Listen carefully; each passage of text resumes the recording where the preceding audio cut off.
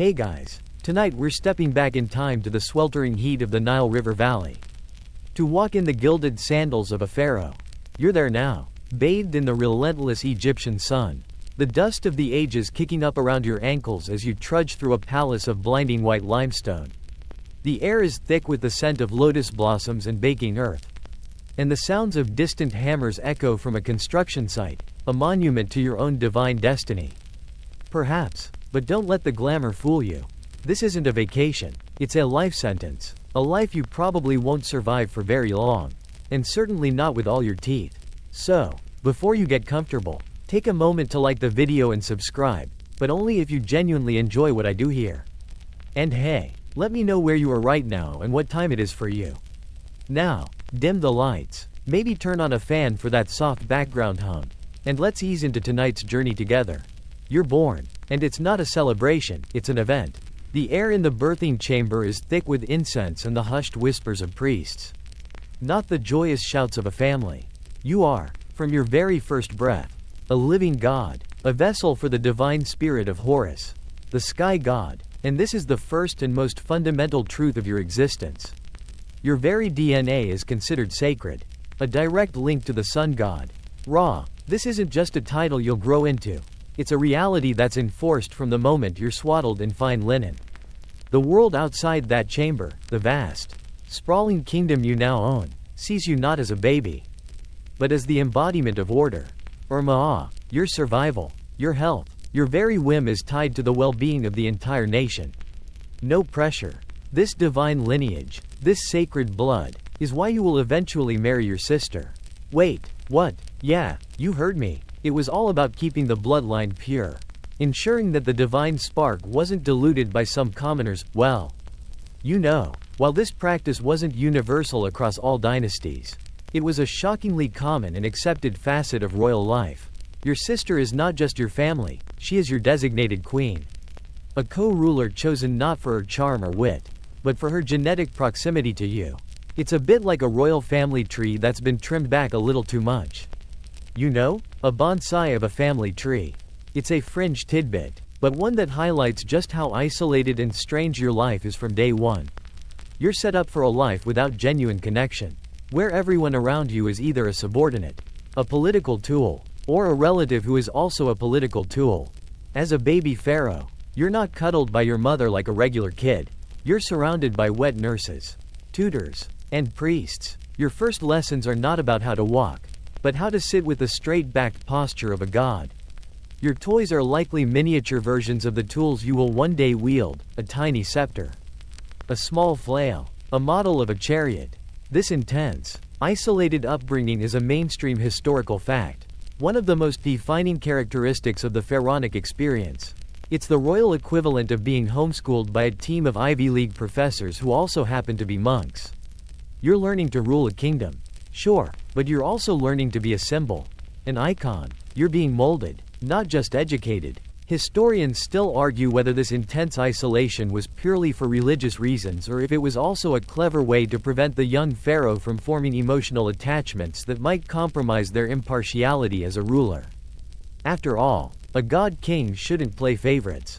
And it's hard to be impartial when your best friend from childhood is asking for a tax exemption. The theory is that by keeping you separate, they ensured your decisions would be based on the divine will, not on personal feelings. It's a fascinating debate that gets right to the heart of what it means to be both a human and a divine being at the same time. You're a person with a pulse, but you're expected to think like a statue. A very, very important statue. This is your life now. And you're only just getting started. From the moment you can walk, your education begins in earnest. Forget playing in the dirt or chasing lizards like the kids outside the palace walls. Your days are a relentless, structured march through the knowledge required of a living god. You are, in essence, a royal intern, but one with a million-person strong kingdom watching your every move. You're expected to master hieroglyphics, which, let me tell you, is not a quick weekend course. It's a complex system of symbols, and you have to not only read but also write them perfectly. Because your decrees will be carved into stone for eternity. No pressure, though, right? Just imagine having to be an expert in both calligraphy and grammar for a language that's mostly pictures. It's like being a world-class artist and a legal scholar at the same time. Your curriculum isn't just about reading and writing. Though, that's just the foundation. You also learn military strategy. Because as Pharaoh, you are the commander-in-chief, the one who will lead your armies into battle. You're taught how to ride a chariot, how to fire a bow from a moving vehicle, and the strategic art of siege warfare. Historians still argue whether some pharaohs, particularly in the later dynasties, were truly a physical force on the battlefield or more of a symbolic presence. Were you actually leading the charge? Or were you just a really well-dressed motivator standing safely in the back? The answer probably depends on the pharaoh, but the fact remains that you're trained for war from a very young age. It's a high-stakes lesson in leadership, where your choices could mean the difference between victory and being on the wrong end of a pointy stick. This demanding educational regimen is a mainstream historical fact, one of the cornerstones of pharaonic life. You learn the religious rituals, the specific prayers to each of the dozens of gods, and the complex mythology that justifies your very existence. You're taught economics, how to manage the vast granaries, and how to oversee the massive public works projects like, oh, I don't know, a pyramid. This is all happening while you're still technically a kid. There's no teenage rebellion period for you. Your version of a rebellious phase is probably just asking your tutor if you can skip a lesson on the finer points of temple architecture. Now, here's a quirky tidbit for you. Your tutors aren't just any old teachers. They are often high-ranking priests or nobles, and their role is so vital that a few of them were buried in tombs near the pharaoh they taught. It was considered a great honor, a way to be close to the divine even in death. It's the ultimate teacher's pet situation, where your success as pharaoh directly reflected on their legacy. Imagine having a teacher who is not only responsible for your grades, but also for the stability of the entire kingdom. It's a level of pressure that would make any modern-day student faint. This intensive, childhood erasing education is designed to turn you into the ultimate leader, a man or woman. In the case of Hatshepsut, for example, who is both a military genius and a spiritual guide, there's little room for genuine friendship or the carefree moments that define a normal childhood. The kids you do interact with are either your siblings, who are also being groomed for their specific roles in the royal hierarchy, or the children of high-ranking nobles, who are essentially future courtiers. Your entire social circle is predetermined and politically charged. There's no space for a simple, unguarded friendship. You learn to trust no one, to see everyone as either a tool or a potential rival. And this heavy weight of the crown, this constant pressure, is something you'll carry with you every single day for the rest of your life. It's a long, lonely path, and you're just at the beginning. Your education culminates in a transition that is less about graduation and more about a different kind of ceremony. You are not celebrating a diploma, you are, in fact, entering into a strategic partnership that will define your political power and your personal life. This is your marriage, and it is a stark, unavoidable reality of your position. This isn't a wedding with a romantic proposal and whispered promises. It's a business merger, and you are the primary asset.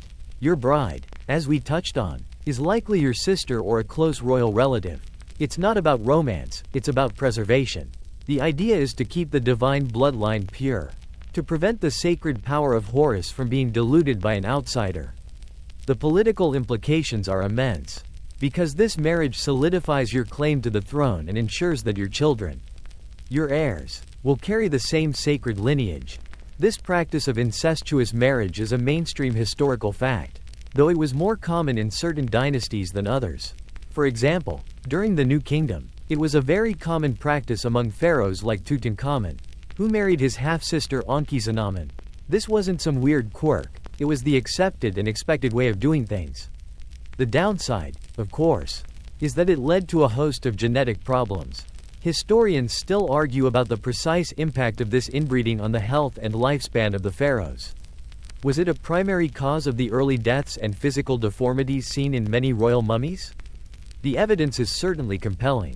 For example, the mummy of Tutankhamun shows evidence of a clubfoot and a variety of other physical ailments, which many scholars believe are a result of his parents being siblings. Your bride is not just a wife, she is the great royal wife, a title that holds immense power and religious significance. She is a partner in your divine rule, and she plays a critical role in the religious rituals and ceremonies of the state. She is also a political pawn, a symbol of the unity of the kingdom. But this doesn't mean your life is a monogamous paradise. As pharaoh, you are expected to have a harem, a collection of secondary wives and concubines who are often the daughters of foreign rulers or high-ranking nobles.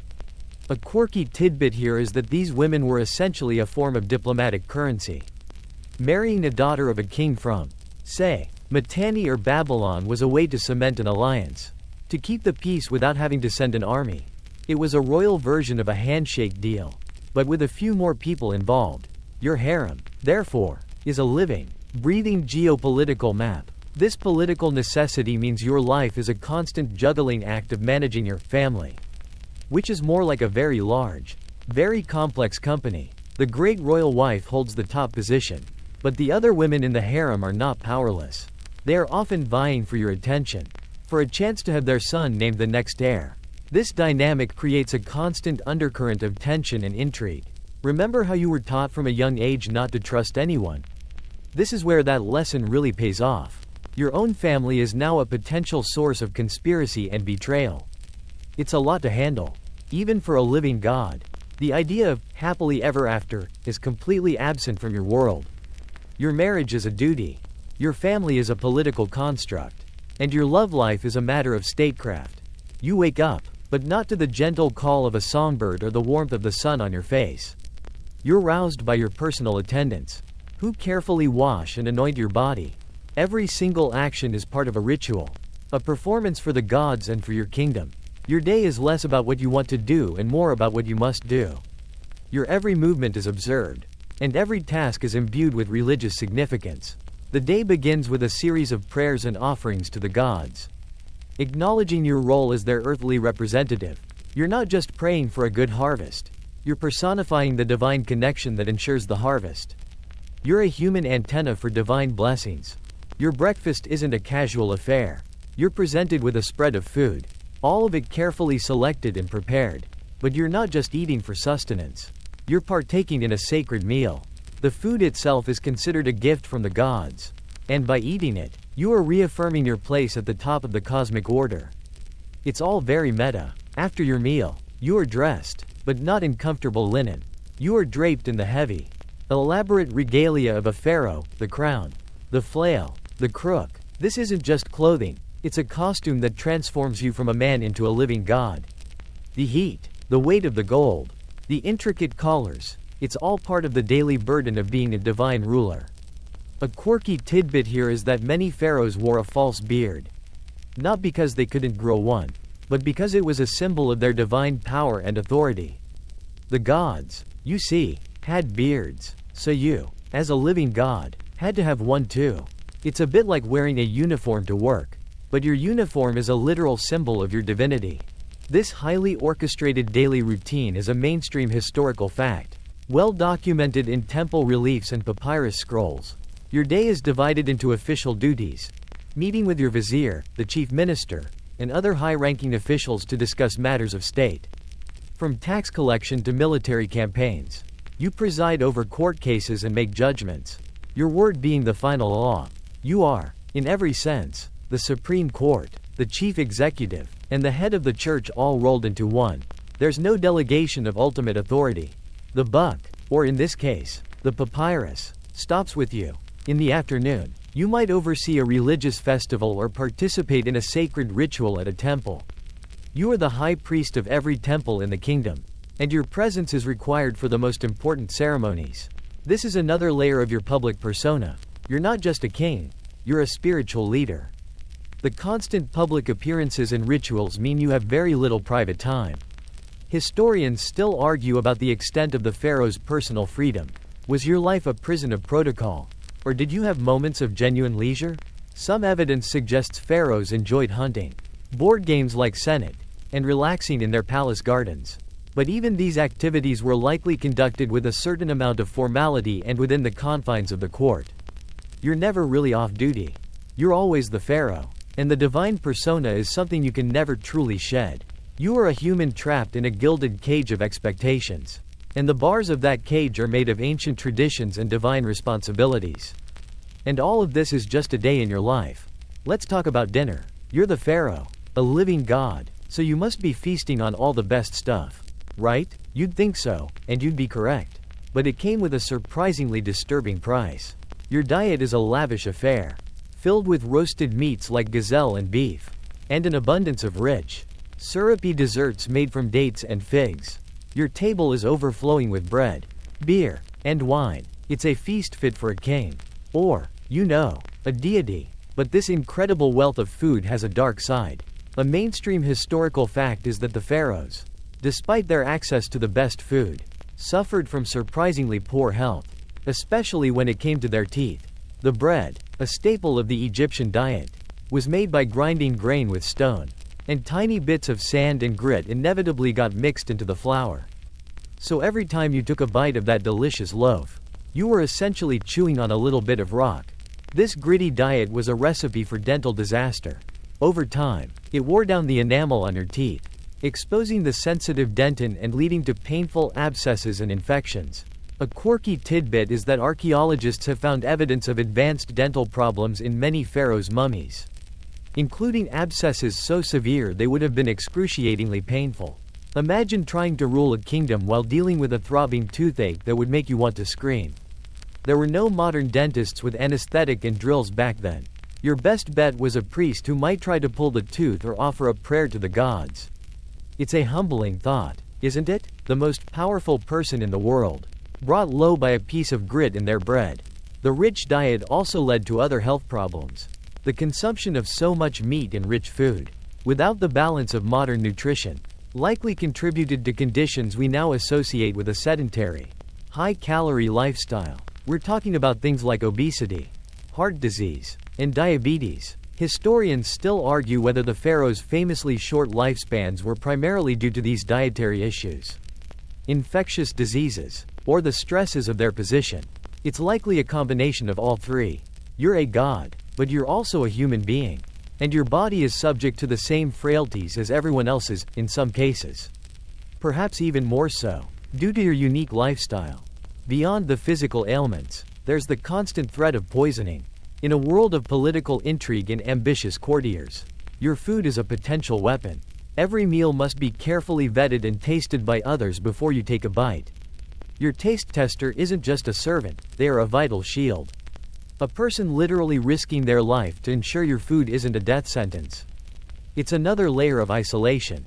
Another person you can't truly trust, because even they could be bribed. This is not a fun, relaxed meal with friends. It's a carefully choreographed display of power and caution. So as you recline on your cushioned couch after another extravagant meal, your stomach full of delicious food and your teeth aching from the sand-filled bread, you are reminded that even as a god, you are still bound by the limitations of your mortal body. The grandeur of your life is a beautiful facade, but beneath it all, you're just a human with some very bad teeth, a lot of enemies, and a whole kingdom to run. Now let's talk about the big project of your life. The one that will consume your kingdom's resources and your people's labor for decades, your tomb. As pharaoh, you're not just building a house for yourself in the afterlife, you're creating a cosmic machine. A staging ground for your resurrection. This is a mainstream historical fact, the most famous of all, and it's something you must begin planning the moment you ascend the throne. The scale of this project is staggering. You're not just picking out a burial plot, you're designing an entire complex. A monumental structure that will serve as a permanent reminder of your divinity. This is your personal pyramid scheme, but one where the currency is limestone and the reward is eternal life. The construction of your tomb is a massive economic engine, but also a tremendous drain. It requires an army of architects, engineers, stone masons, and laborers. A quirky tidbit is that these workers, contrary to popular belief, were not slaves. They were highly skilled Egyptian citizens, paid in rations of food, beer, and clothing. The work was arduous and dangerous, but it was also a source of pride and purpose, a way to contribute to the divine destiny of the pharaoh. Historians still argue about the precise motivations of these workers. Were they driven by genuine religious devotion, or was it a form of state-mandated employment? The reality is probably a mix of both. You are, after all, a god, and building a god's tomb is a good way to earn favor in the next life. Your role as the ultimate architect is both a burden and a privilege.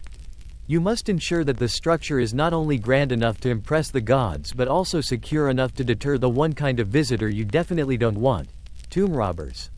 You see, the riches of your kingdom, the gold, the jewels, the treasures you've collected throughout your life, are all going into that tomb with you. It's a bit like burying a bank vault. And every thief in Egypt knows it. You'll spend a significant amount of your reign obsessing over the security of your final resting place. A security that will, ironically, prove to be completely and utterly ineffective in most cases. The sheer scale of this project is mind-boggling. The Great Pyramid of Giza, for example, is estimated to have required over 100,000 workers and took decades to complete. Imagine the daily logistical nightmare of feeding, housing, and managing that many people. You're the CEO of a company whose only product is your eternal soul. And you're constantly worried about deadlines and budget overruns. You're not just building a tomb, you're building your legacy. Your pyramid is your promise to the world that you are eternal.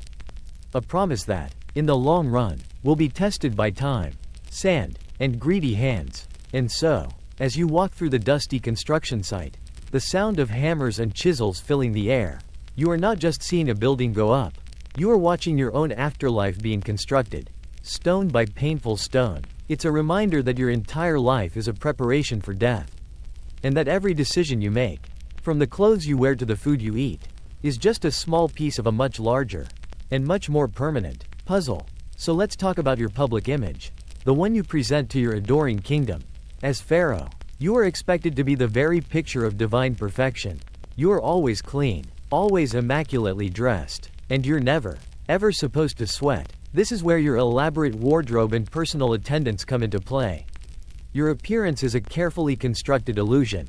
A mainstream historical fact is that pharaohs and the royal court, despite the heat, wore very heavy, stiff clothing. We're talking about pleated linen tunics, intricate collars made of gold and semi-precious stones, and massive, ceremonial wigs that probably weighed a ton. The wig wasn't just a fashion statement, it was a symbol of status and divine authority. Often made from human hair or plant fibers. And it would have been incredibly hot. And remember that false beard we talked about?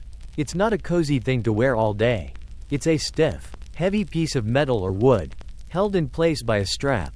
It's all part of the costume, the persona you must wear every single day. This elaborate fashion, however, concealed a dirtier reality. A quirky tidbit is that ancient Egyptians, including the royal family, were meticulous about hygiene in some ways but not others.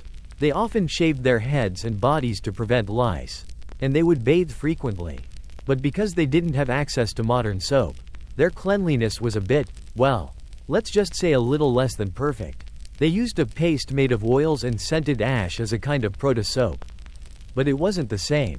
And while they might have smelled of fragrant oils and perfumes, underneath it all, their bodies were still prone to the same issues as anyone else.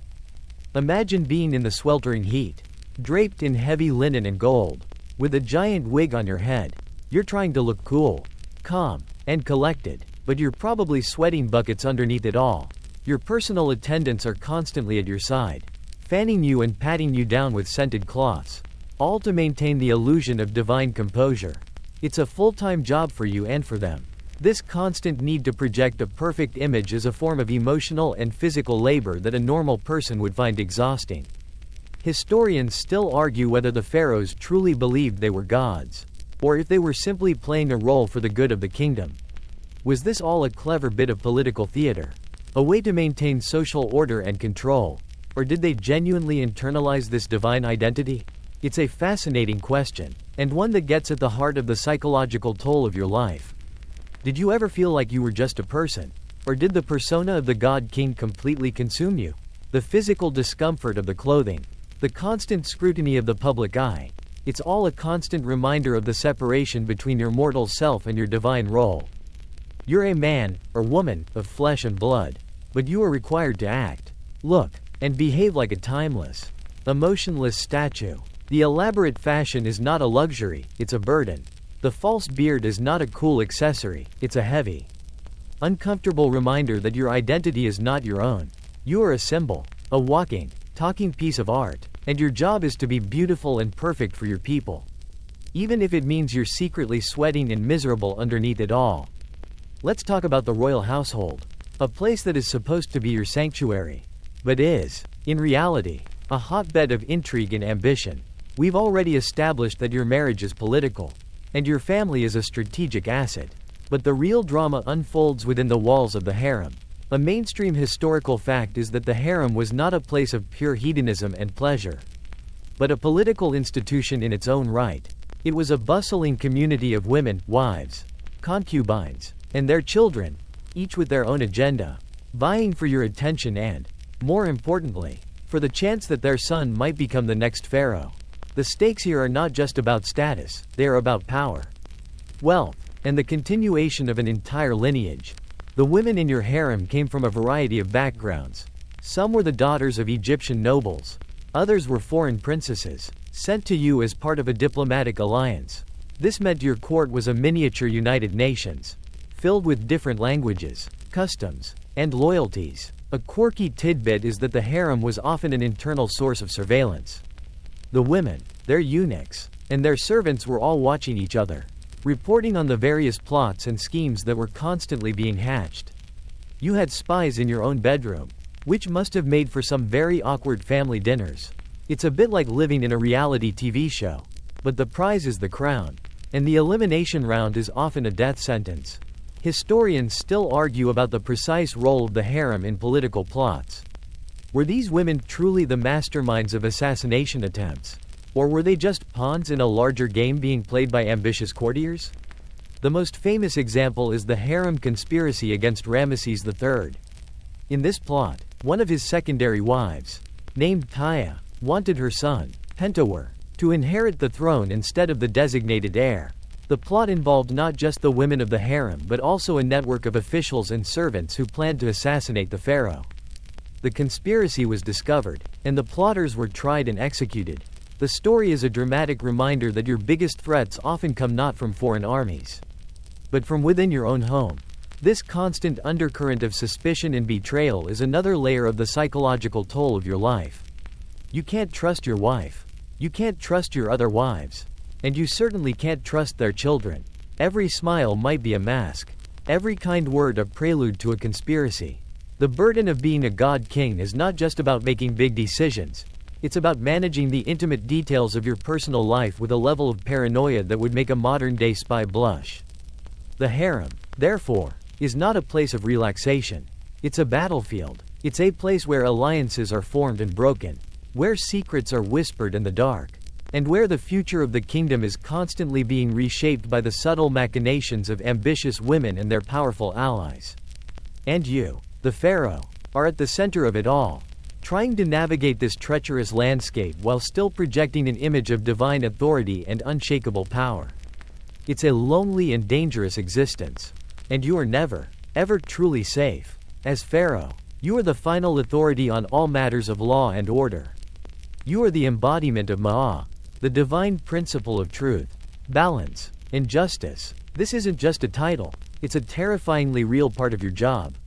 When a dispute arises, when a crime is committed, your word is the ultimate verdict. There's no appeal, no higher court to challenge your decision. This mainstream historical fact is what made the pharaohs so powerful and so feared. You are the law itself. You're not just a judge, you're justice incarnate. Your pronouncements are swift, and they are final, whether it's a dispute over land ownership or a matter of life and death. The process of justice, however, wasn't always as simple as you just making a decision. For many cases, there was an elaborate system of local courts and magistrates. But for the most serious crimes or for disputes that couldn't be resolved, the case would eventually come to your attention. You would sit in judgment, a living god in a human court, and your verdict was considered to be divinely inspired. A quirky tidbit is that in some cases, particularly in later periods, disputes were resolved not by a human judge but by an oracle. A statue of a god would be carried out of the temple, and the accused would ask a series of yes or no questions. The statue, in the hands of the priests, would nod or shake its head to deliver the verdict. This was a way of delegating a difficult decision to the gods, which was, of course, a way of delegating it to the priests. But the final say, the ultimate authority to enforce the oracle's decision, still rested with you. This burden of divine justice must have been immense. Imagine the weight of a person's life resting on your shoulders, knowing that your decision, whether right or wrong, is considered the divine truth. There's no room for error, no possibility of a mistake, because a God cannot be mistaken. This psychological burden is something historians still argue about. Did the pharaohs truly believe in their own infallibility? Or did they feel the immense pressure and responsibility of their role? It's hard to imagine anyone, even a god king, not feeling the immense pressure of being the arbiter of life and death for millions of people. Your pronouncements were not always subtle. Punishments for crimes were often brutal and designed to be a public deterrent. We're talking about things like mutilation, floggings, or, for the most serious offenses like treason against the pharaoh, being impaled on a spike or burned alive. The punishments were meant to be a physical manifestation of the divine wrath. Your justice was meant to strike fear into the hearts of your subjects. A constant reminder that any deviation from Ma'ah would be met with swift and terrible consequences. So, as you sit on your throne, listening to a plea or a confession, you're not just a man in a position of power. You are the personification of a principle. Your mind is the courtroom. Your voice is the law. And your decision is the final word. It's a lonely, heavy, and often terrifying burden, and it's one that you will carry with you until your very last breath. You are the ultimate judge, jury, and executioner, and the fate of your kingdom rests on the integrity of your every decision. The immense pressure of your life, from the political intrigues to the burden of justice, is compounded by the very real possibility of falling ill. Your health is not just a personal matter, it is a matter of national security. As a living God, your well-being is seen as a reflection of the kingdom's well-being. A mainstream historical fact is that ancient Egyptian medicine was surprisingly advanced for its time. They had doctors who specialized in different parts of the body. From dentists to surgeons, they understood the importance of cleanliness in preventing infection and had a vast pharmacopoeia of plant-based remedies. But even with all this knowledge, your health is a terrifying gamble. You are, after all, a pharaoh. And that comes with its own unique set of problems. Remember that rich diet and the bad teeth we talked about? Those dental abscesses can become life-threatening infections. And a simple infection could be a death sentence. A quirky tidbit is that your doctors, who were also priests, would often treat your ailments with a combination of practical medicine and religious incantations. So you might get a poultice made from honey and herbs for a wound. But you would also be subjected to a spell to ward off evil spirits that might be causing the sickness. The two were not seen as separate. In their minds, a disease could be caused by an imbalance in the body, but it could also be caused by a malicious deity or a curse. This dual approach to medicine reflects a deeper belief system.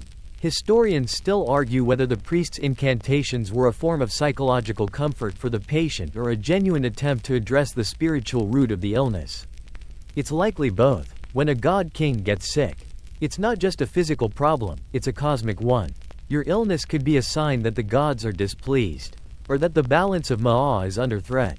So every sneeze, every fever, every little ailment is a cause for national concern. And then there's the constant threat of accidents and environmental dangers. Remember your time riding chariots? A fall could be fatal. And the Nile Valley, for all its beauty, is not without its dangers. Snake bites from cobras and vipers were a real threat. And without a proper anti-venom, a bite would mean a slow, agonizing death. The constant threat of disease, from plagues that swept through the population to the more mundane illnesses that could still kill you, meant your life was lived on a knife's edge. You were surrounded by people who were trying to keep you healthy, but they were working with a limited understanding of germs and modern science. Your life is a constant battle against the elements, against disease, and against the very real possibility that someone, somewhere, is trying to poison you. So as you lie in your bed, sweating with a fever, you are not just a sick man. You are the embodiment of a sick nation. The prayers and incantations of your priests are a desperate plea to the gods, a hope that your divine essence will prevail over your mortal frailties. And as you fade in and out of consciousness, you can't help but wonder if this is it.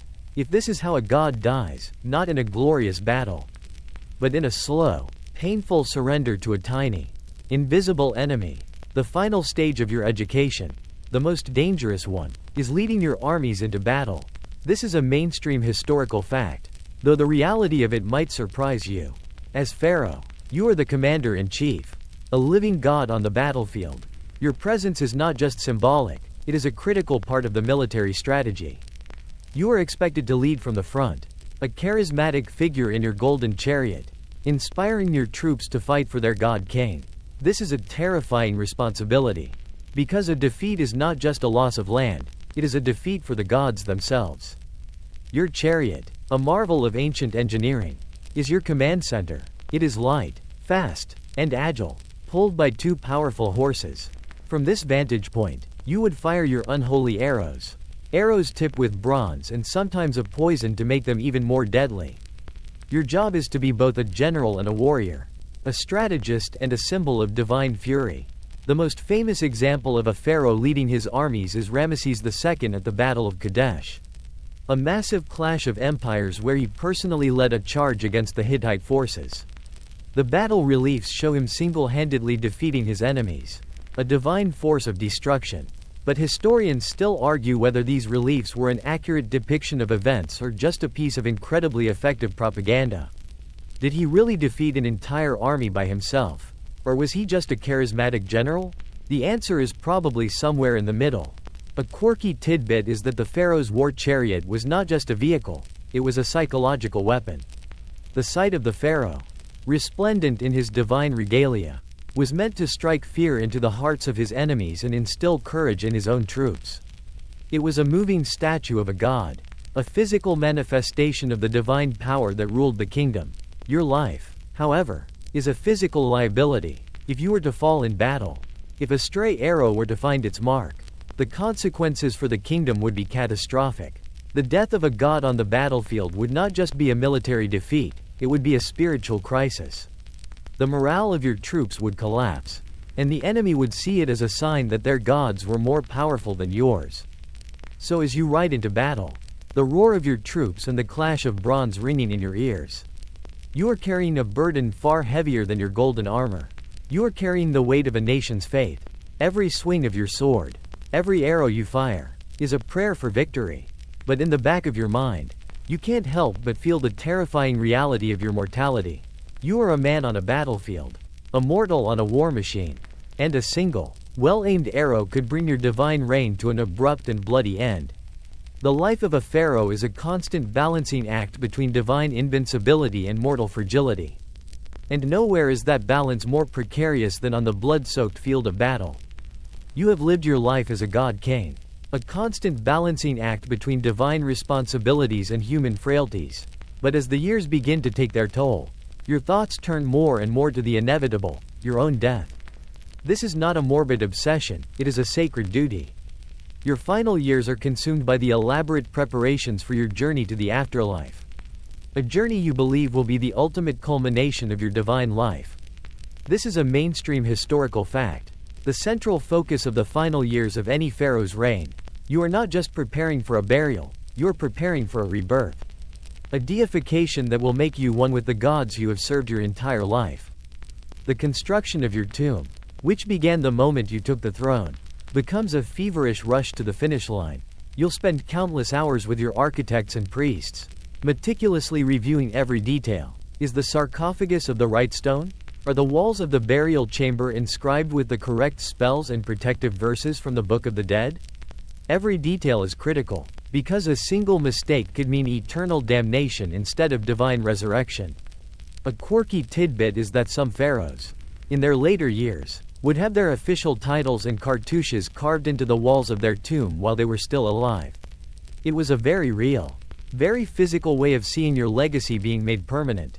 It's like getting a headstone carved for yourself, but on a scale so massive it changes the landscape. Historians still argue whether the pharaoh's obsession with death was a sign of a society preoccupied with the afterlife or a practical matter of ensuring the continuity of the divine order. The pharaoh was the intermediary between the gods and the people. If the pharaoh did not successfully make the journey to the afterlife, the consequences for the kingdom, the cosmic order, the harvest, the very cycle of the sun, would be dire. So, your preparations are not just for your own benefit, they are a safeguard for the entire nation. The fear of a failed resurrection is a powerful motivator. You spend your days reviewing the progress of your tomb, and your nights are likely filled with dreams of the afterlife, of the terrifying monsters and challenges you will face in the underworld. You're taught the various spells and incantations you'll need to navigate the dangers of the duat. The Egyptian underworld. You have to know the names of the demons and the secret words that will open the gates to the Hall of Judgment. This is the final, most important lesson of your life.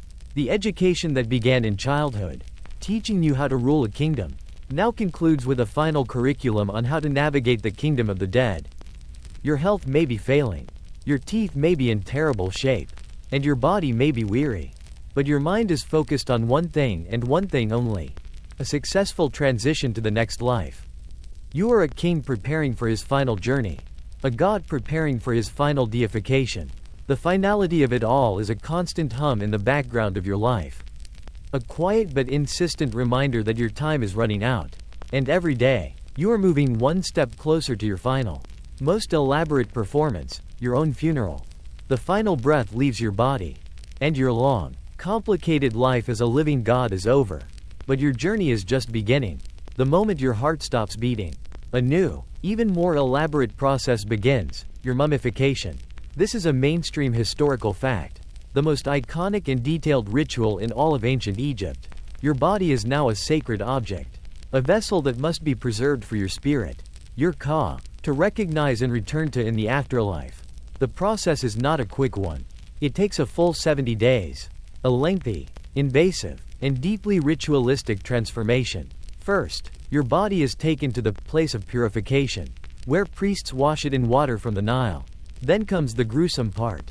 An embalmer makes an incision on your left side and carefully removes all of your internal organs, your stomach, intestines, liver, and lungs. These organs, considered vital for the afterlife, are washed, dried, and then placed into 4 ceremonial jars, known as canopic jars. Each jar is dedicated to one of the 4 sons of Horus, who will protect the organs for eternity.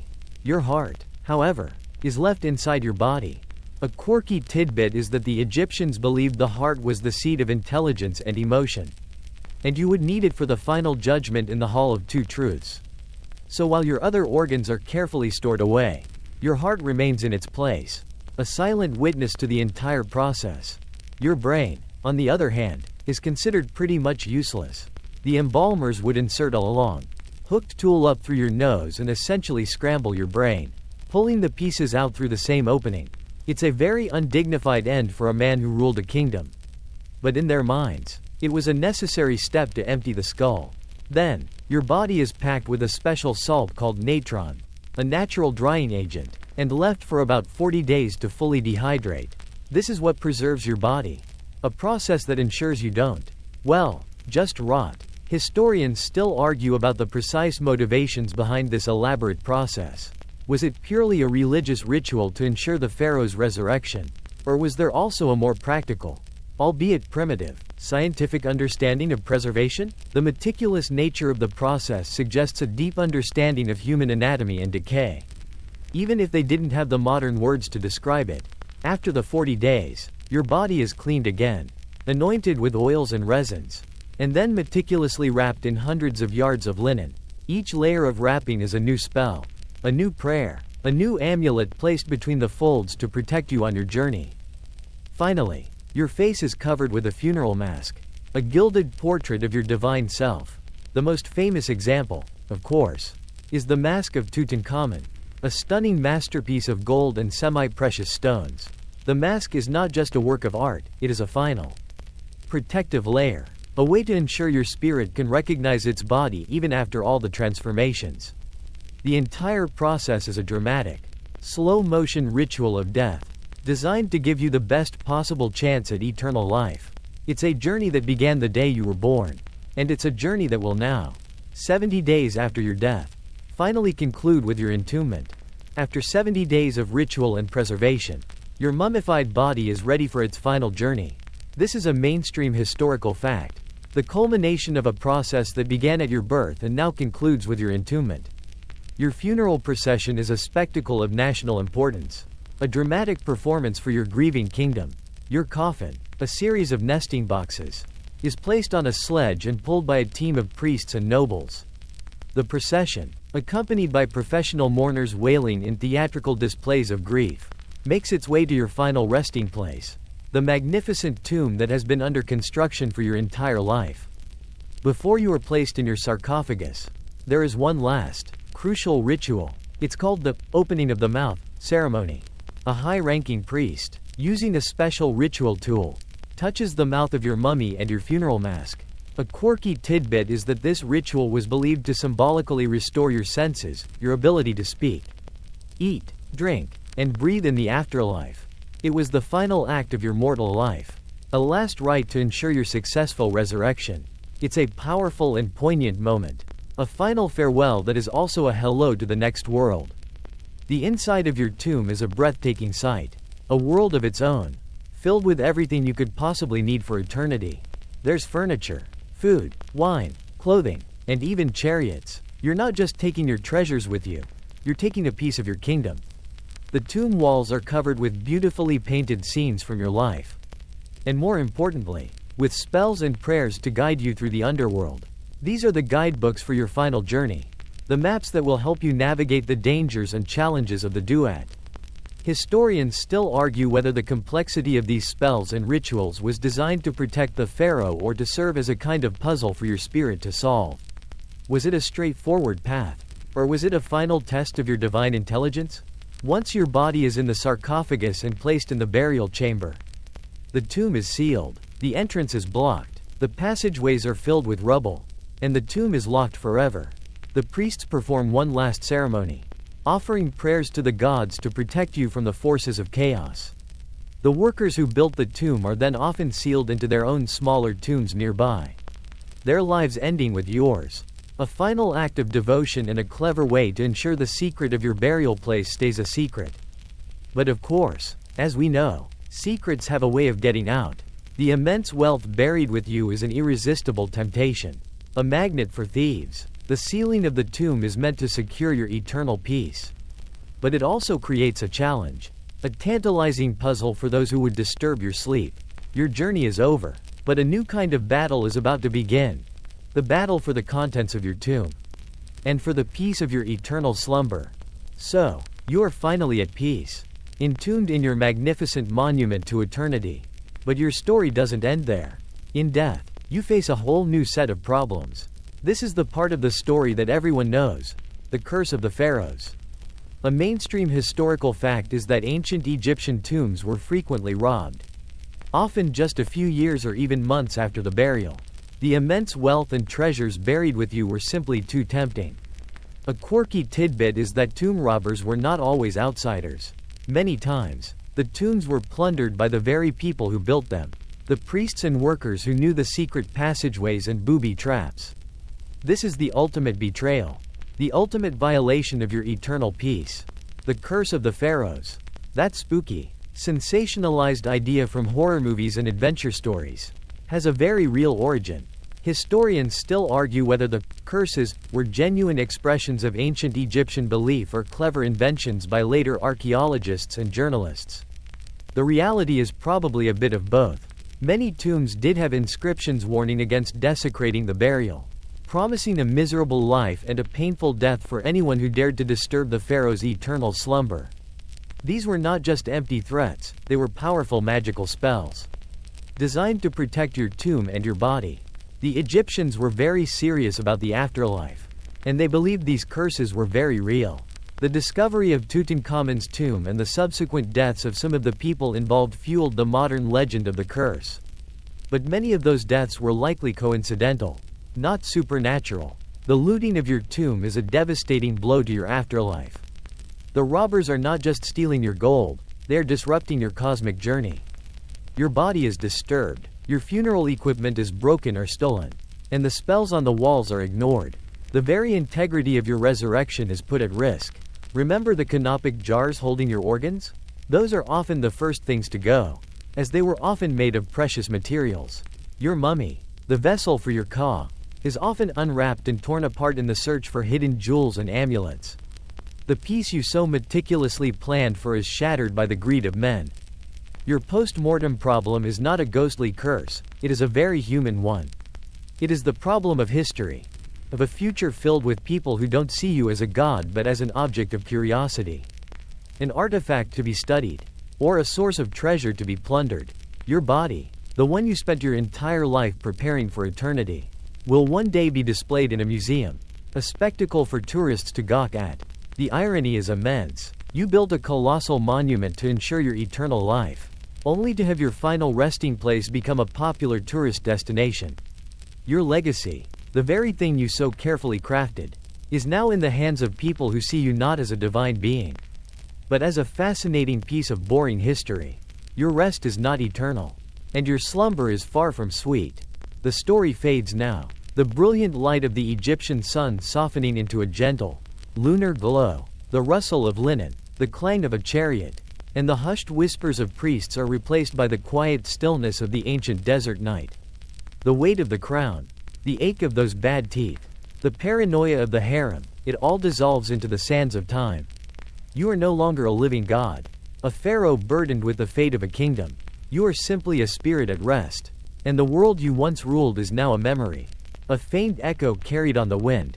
The treasures are gone, the curses have faded, and all that remains is the deep, dark silence of the long, long sleep you've earned. Close your eyes now, the journey is over, there's nothing left to worry about, just the slow, steady rhythm of your own breath. Rest now,